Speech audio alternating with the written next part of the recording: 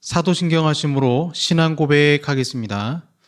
전능하사 천지를 만드신 하나님 아버지를 내가 믿사오며 그 외아들 우리 주 예수 그리스도를 믿사오니 이는 성령으로 잉태하사 동정녀 마리아에게 나시고 본디오 빌라도에게 고난을 받으사 십자가에 못 박혀 죽으시고 장사한 지 사흘 만에 죽은 자 가운데서 다시 살아나시며 하늘에 오르사 전능하신 하나님 우편에 앉아 계시다가 저리로서 산자와 죽은 자를 심판하러 오시리라. 성령을 믿사오며 거룩한 공예와 성도가 서로 교통하는 것과 죄를 사하여 주시는 것과 몸이 다시 사는 것과 영원히 사는 것을 믿사옵나이다. 아멘. 찬송가 521장 구원으로 인도하는 찬송합니다. 521장입니다.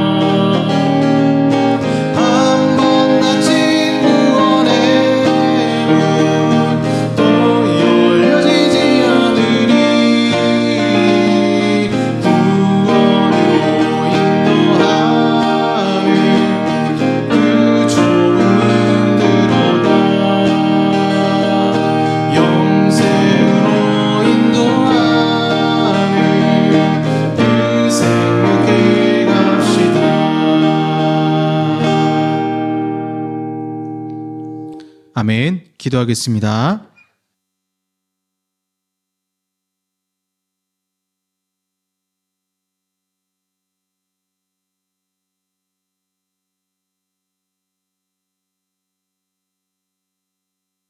사랑의 아버지 하나님, 감사합니다. 호산나 다윗의 자손이여, 구원자를 외치며 반가 이겼던 군중들이 다시 예수님을 향해서 십자가에 못 박으라고 했던 그 모습이 곧 우리의 모습을 주님께 고백합니다. 광야 같은 인생길을 걸어갈 때 주님을 찬송하고 주님을 경배해야 되지만 때로는 한 주간 원망 불평하면서 또 한숨 쉬면서 살았던 저희들 주님 용서하여 주시고 이 사순절 기간 또 그리스도 안에서 말씀 안에서 또 믿음 안에서 승리할 수 있도록 주님 도와주시옵소서. 우리 영혼의 갈급함과 또 고독과 어려움 가운데 있음을 주께서 아시나이다. 하나님, 이럴수록 그냥 무너져 버리는 것이 아니라 더욱 하나님 의지하고 다시 일어설 수 있도록 주님 붙들어 주시고 세상의 성공의 길이 아니라 하나님이 기뻐하시는 의의 길로 온전히 향할 수 있도록 하나님 역사하여 주시옵소서. 오늘도 아버지 앞에 영과 진리로 예배 드립니다. 하나님 홀로 영광 받으시고 오직 주님만 이 시간 경배하오니 주여 우리 예배를 받으시고 우리의 심령에 하나님의 한량없는 은혜를 부어 주시옵소서. 예수님 이름으로 기도합니다. 아멘. 네, 성경 말씀 누가복음 23장입니다. 누가복음 23장 42절에서 45절까지 말씀입니다. 누가복음 23장 42절에서 45절까지 말씀, 신약 138쪽이 되겠습니다. 23장 42절에서 45절까지 말씀입니다. 같이 봉독하겠습니다. 이르되 예수여 당신의 나라에 임하실 때에 나를 기억하소서 하니 예수께서 이르시되 내가 진실로 내게 이르노니 오늘 내가 나와 함께 낙원에 있으리라 하시니라. 때가 제60쯤 되어 해가 빛을 잃고 온 땅에 어둠이 임하여 제90까지 계속하며 성소의 휘장이 한가운데가 찢어지더라. 아멘. 네, 오늘은 십자가와 분리라는 제목으로 말씀 전하겠습니다. 철학을 배우다 보면 헤겔의 정반합의 원리를 배우게 됩니다. 발을 그래서 정이 있고 또 이거와 반대되는 반이 있다라는 거죠.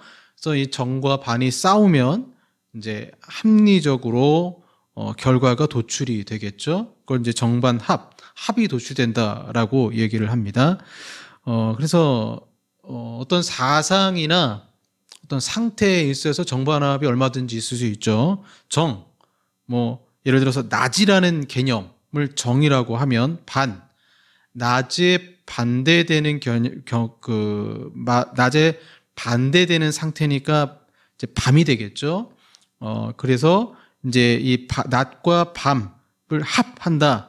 그러면 이제 정과 반이 처음에는 서로 충돌하지만 그 결과로 새로운 개념이 탄생을 하게 되죠. 이를 합이라고 하는데 우리가 보통 이제 낮과 밤의 충돌, 해질녘 이렇게 생겨난다라고 생각을 하죠. 최근에 이제 트렌드 중 하나가 복합화입니다. 그러니까 이 복합화라는 게 굉장히 창의적인 활동입니다. 그래서 이 복합화도 어떻게 보면은 이 헤겔의 정반합의 원리에 가까운 모습이 있습니다. 그래서 정반합의 이 사고는 기존에 하나가 있다면 그것을 부정하거나 전혀 상관없는 다른 것, 반이 되겠죠. 그걸 생각하고 새로운 것, 합을 생각해내는 것이 되겠죠. 그 대표적인 것이 이동전 아니겠습니까? 휴대폰. 근데 휴대폰에 전혀 다른 카메라가 합쳐져서 이제는 휴대폰을 선택할 때 얼마나 좋은 화질의 카메라가 있느냐가 선택의 기준이 되기도 하고, 요즘 같은 경우는 이제 AI 기술이 발달하니까 AI 기술이 들어가서 실시간 번역을 해주는 그런 스마트폰을 찾기도 합니다. 회사에서 경영할 때도 정반합, 국가 경영을 할 때도 정반합의 연속 과정이 있죠. 그래서 여당이 있고 야당이 있고 서로 의견 조율해서 합을 도출해낸다라는 것입니다. 이러한 헤겔의 사상은 이런 어떤 현상이나 어떤 상태라든가 이런 것들이 충돌해서 수준, 어떤 사상이 현상으로 또 새로운 것으로 발전한다라는 개념이 정반합의 원리이죠. 뭐 예를 들어서요, 개념도 정반합의 원리로 볼 수 있는데 자유라는 개념이 있습니다. 이걸 정의라고 한다면 자유를 제한하는 것, 이 반대 개념이 충돌을 하게 되겠죠. 그래서 이 둘의 충돌과 조화를 통해서 새로운 개념, 책임 있는 자유라는 것이 탄생을 하게 되죠.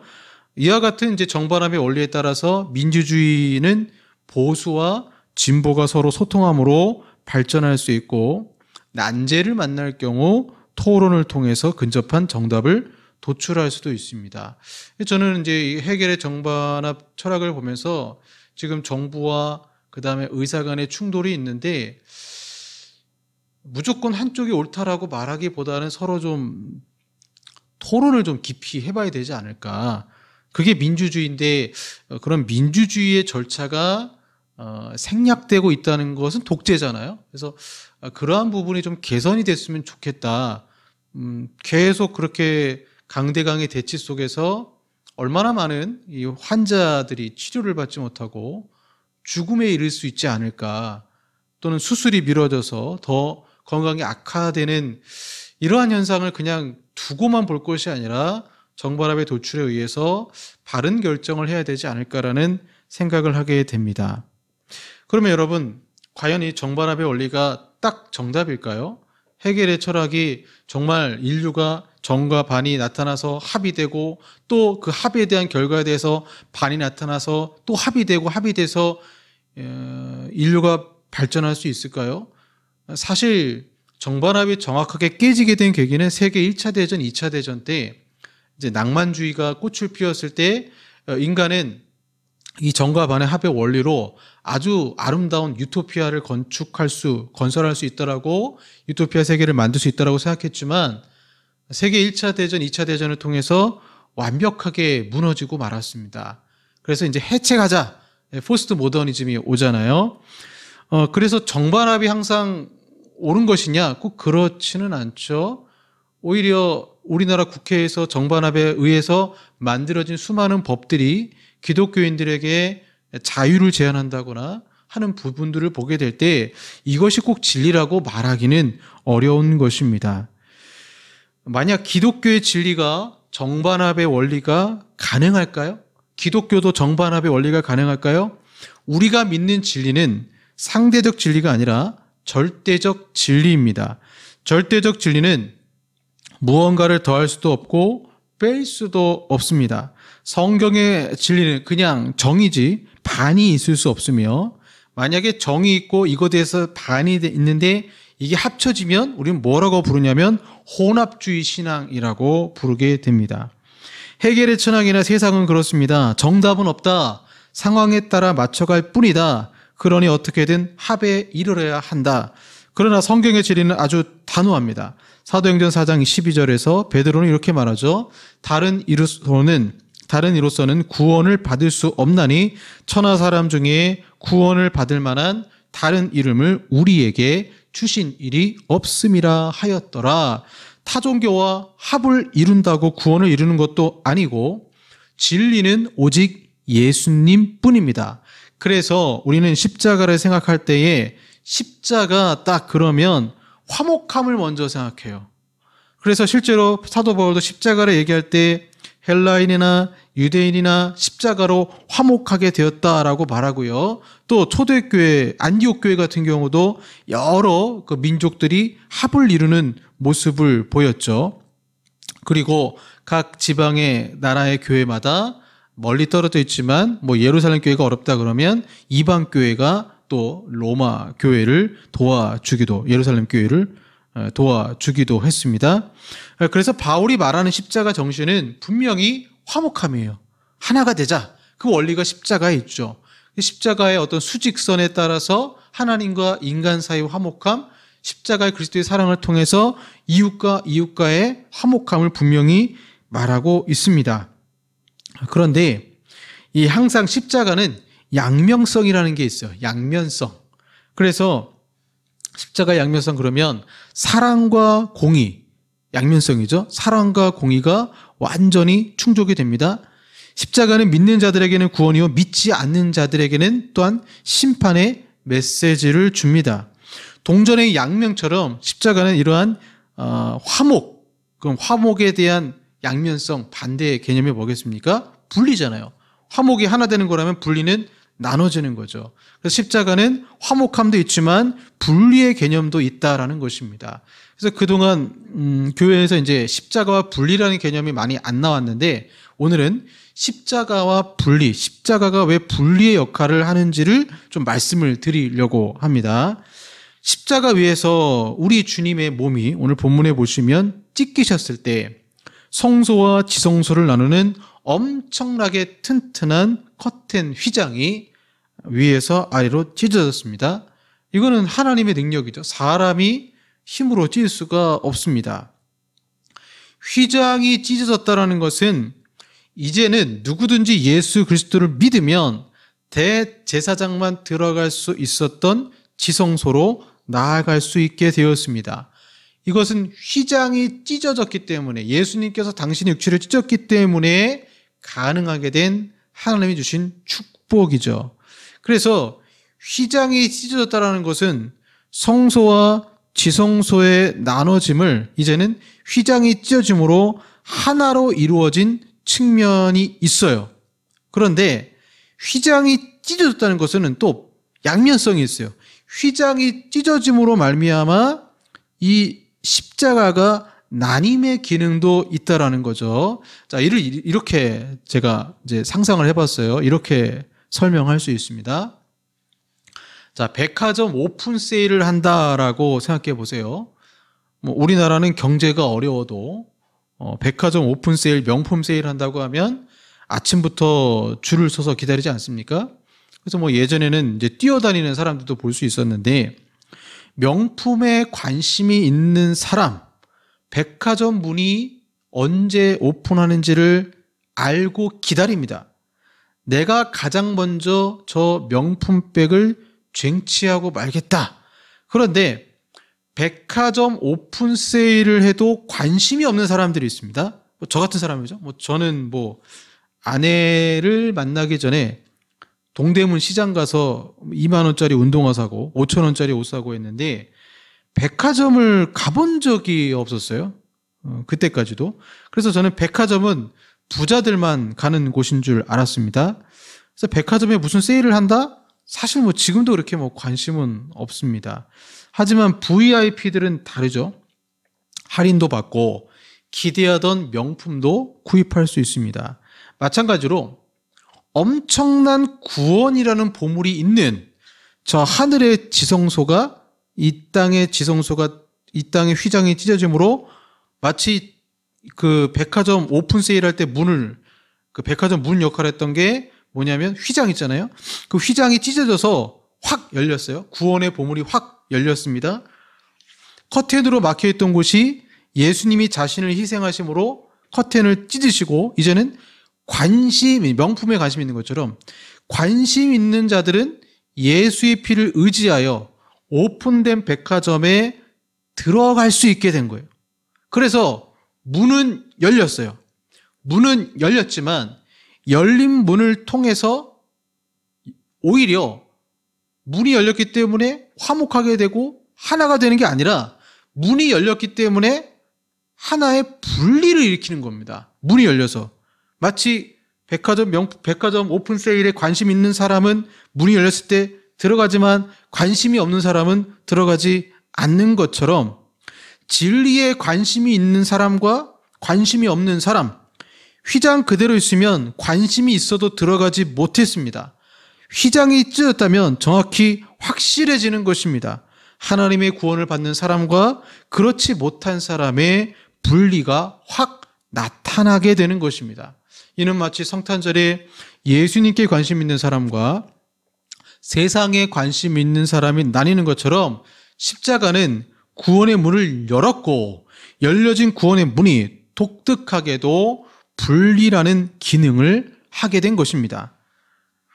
한 종류의 사람들은 이 십자가가 이루어 놓는 구속을 힘입어 사는 사람들이고, 또 한 종류의 사람들은 십자가와 상관없이 살아가는 사람들입니다. 한 부류는 용서받은 죄인들이요, 또 한 부류는 아직 사하심을 받지 못한 죄인들입니다. 십자가는 언제나 이렇게 하나님의 백성과 진노의 자녀 사이를 분명하게 갈라놓습니다. 십자가에 하나 되게 하는 능력은 먼저 이 십자가를 통한 나눔이 있고 분리가 있고 난 이후에 이루어집니다. 십자가가 죄인들에게 하나님께 대한 태도의 결단을 촉구하기 전까지는 모두가 죄 가운데 잘 어울려 지내요. 여러분, 예수님 믿기 전에 어떻습니까? 세상 친구들, 술 친구들이 있어서 즐겁게 어울려 지내잖아요. 그러나 선명하게 내 영혼에 선포되어지고 회개한 순간 이제 둘 중 하나를 결단하지 않으면 안 됩니다. 십자가를 부끄러워하든지 자랑하든지 둘 중 하나예요. 그래서 십자가를 자랑하며 살다 보니 세상 친구와 분리가 되기 시작합니다. 세상 즐거움에 더 이상 파묻혀 지낼 수가 없어서 그렇게 먼저 세상과 분리가 일어나고, 하나님이 이러한 구원받은 백성들을 부르시고 모으신 곳이 에클레시아, 교회가 된 것입니다. 그러니까 교회가 탄생하려면 반드시 분리가 먼저 일어나고, 그 다음 세상과 분리된 사람들이 하나님께 예배 드리는 거룩한 공동체가 되는 것입니다. 이 분리된 사건을 가장 명확하게 보여주는 사건이 무엇입니까? 그 앞전에 보시면 42절에 이르되 예수여 당신의 나라에 임하실 때에 나를 기억하소서 하니, 구원받은 강도의 이야기잖아요. 그래서 이 분리가 명확하게, 십자가가 분리를 보여준 명확한 사건이 뭐냐면, 예수님과 함께 십자가에 달렸던 두 명의 강도를 기억해 보세요. 전승에 의하면 두 명의 강도가 동업자일 가능성이 있다고 합니다. 평생 같이 나쁜 짓 하던 사람들이 예수 그리스도의 십자가를 보고 그들 사이를 갈라놓았습니다. 십자가에 대한 각기 다른 반응이, 한 사람은 낙원에 이르고 한 사람은 영원한 지옥으로 떨어지고 만 것입니다. 예수님의 십자가로 인해서 분리가 일어난 것입니다. 지금도 이 같은 진리는 계속되고 있습니다. 십자가 앞에 참회하고 용서받은 죄인들은 하나님께서 그들을 자녀로 부르셨음에도 불구하고 스스로 나는 아버지의 종입니다 하고 살아가기를 결심합니다. 하지만 십자가를 거절하는 사람들은 하나님을 대적하고 자기를 신뢰하며 십자가의 원수로 살아가고 있습니다. 내가 여러 번 너에게 말하였거니와 이제도 눈물을 흘리며 말하노니 여러 사람들이 그리스도의 십자가의 원수로 행하느니라. 그들의 마침은 멸망이요 그들의 신은 배요 그 영광은 그들의 부끄러움에 있고 땅의 일을 생각하는 자라. 빌립보서 3장 18절 19절 말씀이죠. 심지어 부모와 형제와 친척과 벗이 너희를 넘겨주어 너희 중에 며칠 죽이게 하겠고, 또 너희가 내 이름으로 말미암아 모든 사람에게 미움을 받을 것이나. 누가복음 21장 16절 17절 말씀입니다. 그리스도의 십자가를 중심으로 사람들이 나뉘게 되는 데는 가족도 없고 친구도 없으며 부모 자식 간의 경계도 없습니다. 그 경계는 오직 예수님밖에 없어요. 아무리 우리가 나뉘기를 원치 않아도 십자가를 향한 반응이 정직하면 정직할수록 십자가를 중심으로 세상은 나뉘는 것입니다. 그러니 여러분, 휘장이 찢기고 구원의 오픈런이 시작됐지만 오히려 문이 열렸기 때문에 알곡과 가라지가, 양과 염소가 확실해지는 것이죠. 이미 나눠지기 시작했다면 혹시라도 십자가를 거절하며 살아가는 이 세상에 속한 사람들과 함께 어울려 참된 화목을 누리는 것을 기대할 수 있을까요?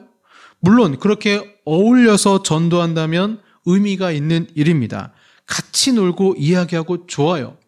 술 마시고 맛집을 가고 즐겁게 같이 놀기도 합니다. 하지만 이 세상 마지막 때에 그들이 우리가 가는 곳을 따라올 수 있을까요? 십자가를 거부한 자들이 천국에 올 수 있을까요? 절대로 올 수가 없어요. 그럼 여러분, 오늘날 진짜 전도가 무엇입니까? 내가 그 사람과 어울린다고 전도가 아니라 그 영혼을 십자가 앞에 데려오는 것이 전도예요. 그리고 복음을 믿게 되면 그 사람과 내가 이제 예수 안에서 진정 화목한 자가 되는 것입니다. 휘장을 찢게 만든 십자가는 인생을 행복하게 하는 요소가 아니라 우리의 금생과 내세의 삶을 방향짓는 전환점이 되는 것입니다. 왜 우리가 십자가를 자랑합니까? 십자가는 저주의 형틀입니다. 그럼에도 우리가 자랑하는 이유는 십자가 외에는 이 세상에 희망이 없기 때문입니다. 천국과 지옥을 구분하는 분리의 기준점이 십자가인데 어떻게 우리가 십자가를 외면할 수 있겠습니까? 하지만 우려스러운 것은 점점 교회에서 십자가 복음이 사라지고 있다는 것입니다. 행복 주제로 강연을 하지만 십자가를 외치지는 않습니다. 초대교회 성도들은 십자가 부활을 꼭 전했지만 지금은 그것을 쏙 빼고 희망을 얘기할 뿐입니다. 그냥 예수님 믿으면 행복합니다. 이게 전도의 내용이 되고 말았습니다. 진짜 우리가 전해야 할 것은 십자가로 나아가 우리 죄가 용서받아야 한다는 것인데 세상 사람들이 이 복음을 싫어한다고 정반합의 원리에 따라 전도도 지금 시대에 맞는 적용을 해야 한다며 구제는 열심히 하는데 전도를 하지 않아요. 물론 그런 사랑의 섬김과 구제 사역이 참 귀하죠. 그 사역을 통해서 많은 분들의 마음문이 열려요. 그럼 뭐 합니까? 씨를 뿌려야죠. 씨를 뿌리는 작업이 필요한 것입니다. 지금도 기억나는 일이 있어요. 제가 21일 동안 중국에서 전도를 한 적이 있습니다. 중국에 전도하다가 이제 경찰한테 중국 공안이라고 하는데 쫓겨다닌 적도 있고, 그래서 계획을 변경하고 중국의 교통대학교에 가서 대학생 한 명씩 만나서 사형리를 전하고 예수님 영접하는 영혼도 있었고요. 한 시골에 가서는 그곳에 한 소녀를 만났는데 이제 성경책, 그 중국어로 된 성경책을 주고 이사야서 53장을 읽게 하고 그때 그 영혼은 예수님을 영접하게 되었습니다. 얼마나 기뻤는지 몰라요. 그렇게 기쁨이 가득했어요. 사실 상황은 좋지 않았습니다. 중국에 이제 물이 안 좋아서 배앓이를 하고 음식도 좀 안 맞아서 고생을 했지만 한 영혼이 구원받는 그 모습 볼 때 참 마음이 기뻤습니다. 뭐 잠자리가 불편하고 여러 가지 불편했지만 복음을 전하는 것에 참 기뻤어요. 그렇게 21일이 금방 지나갔습니다. 그리고 한국으로 돌아왔어요. 한국으로 돌아왔는데 공항에서 익숙한 얼굴을 봤어요. 같은 신학교를 다니는 전도사님이었습니다. 그래서 서로 반갑게 인사하고 각자 무슨 사역을 하고 외국에 갔다 왔는지 간단히 얘기했습니다. 저는 복음을 전하다가 발각되어서 중국 공안에 쫓긴 얘기, 중국 대학생들이 예수님 믿게 된 얘기를 했고, 그 전도사님은 이제 교회에서 선교를 가게 됐는데 그냥 밥해주고 불쌍한 사람들 구제 사역하고 왔다고 하시더라고요. 제가 그때 궁금해서 물어봤습니다. 혹시 복음은 전하셨나요? 물어봤어요. 근데 이제 그 전사님이 아직 복음을 전하지는 못했고 마음문을 연다는 개신교의 좋은 이미지를 심기 위한 사역을 하셨다라고 했습니다. 여러분, 십자가는 분리를 일으키기 때문에 그 영혼이 믿든지 안 믿든지 우리가 생각하는 전도는 그 영혼을 십자가 앞에까지 가게 해야 된다는 것입니다. 그 일화가 있어요. 1741년 3월 29일 미국에서 제1차 영적 대각성이 일고 있을 때 코네티컷주의 한 교구에서 열린 조나단 파슨스의 설교 집회에 보면 엄청난 회심이 일어났었는데 그 글을 읽어드릴게요. 그 광경의 모습입니다. 회심하는 광경. 수십 명의 사람들이 하염없이 눈물을 흘렸습니다.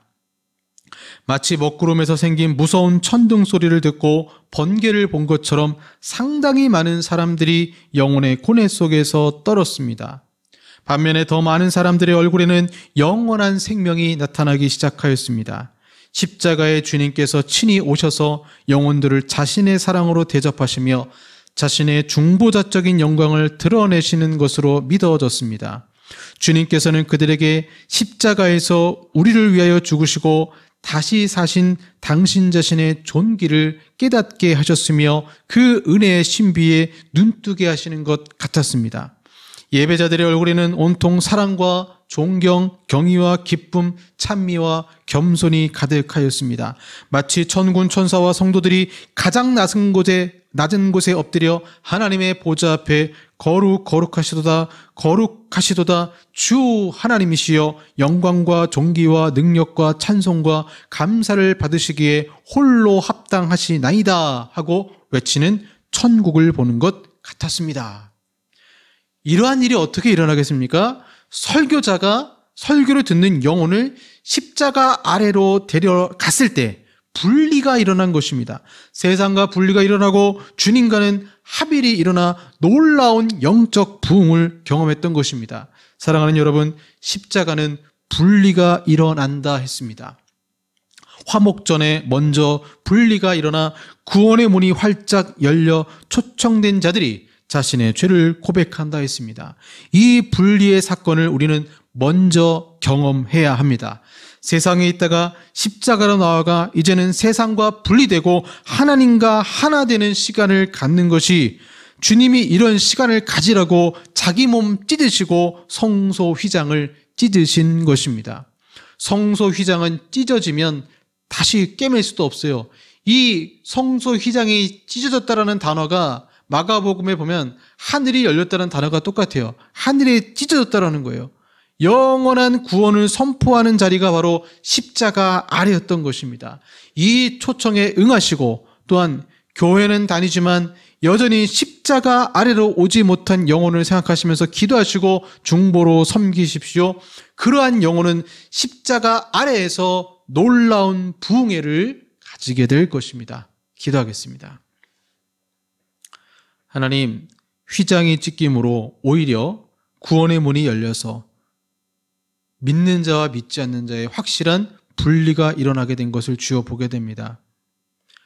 많은 성도들이 교회를 다니지만 십자가 아래로 가지 못하고 있다면, 그러므로 세상과 참된 분리가 일어나고 있지 않다면 하나님 그 영혼을 이끌어서 하나님 십자가 아래로 주여 예수 그리스도를 만날 수 있는 축복을 주여 허락하여 주시옵소서.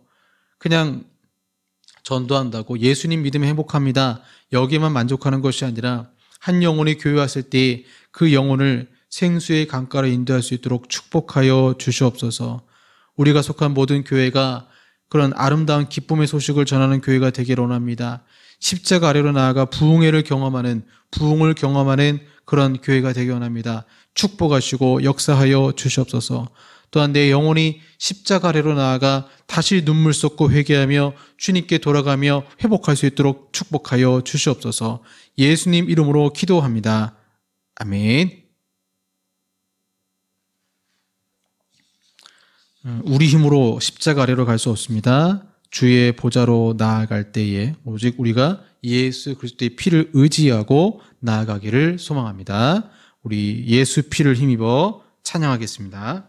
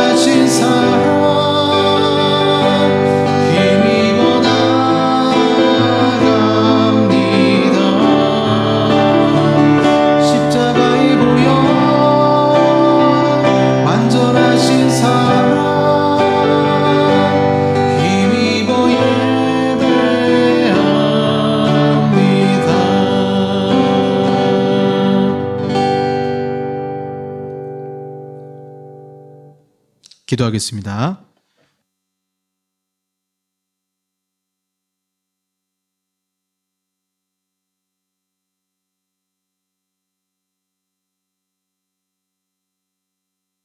주님이 몸으로 찢으신 그리고 십자가의 보혈 피를 힘입어 그 구원의 길을 가게 하신 아버지 하나님 감사드립니다. 오늘도 주의 십자가 아래 나아갑니다. 하나님께 나아갑니다. 주님, 그 상한 영혼을 치유하시고 은총을 베풀어 주시옵소서. 옷값을 드린 여인들처럼, 하나님 향품을 드린 여인들처럼 감사함으로 주님께 나아갑니다. 주님, 우리의 감사의 예물을 주여 받아주시고 우리의 마음을 받아주시고 우리의 기도 가운데 응답하셔서 또 한 주간, 특별히 고난주간 가운데 주의 음성 들으며 믿음 가운데 승리할 수 있도록 아버지 역사하여 주시옵소서. 예수님 이름으로 기도합니다. 아멘. 지금은 우리 구주 예수 그리스도의 은혜와 성부 하나님의 사랑하심과 성령 하나님의 교제교통 역사하심이 십자가 아래로 나아가 세상과는 분리되고 하나님과 하나 되게 원하는 우리 사랑하는 성도들과 한국 교회 위에 영원토록 함께 있을지어다. 아멘.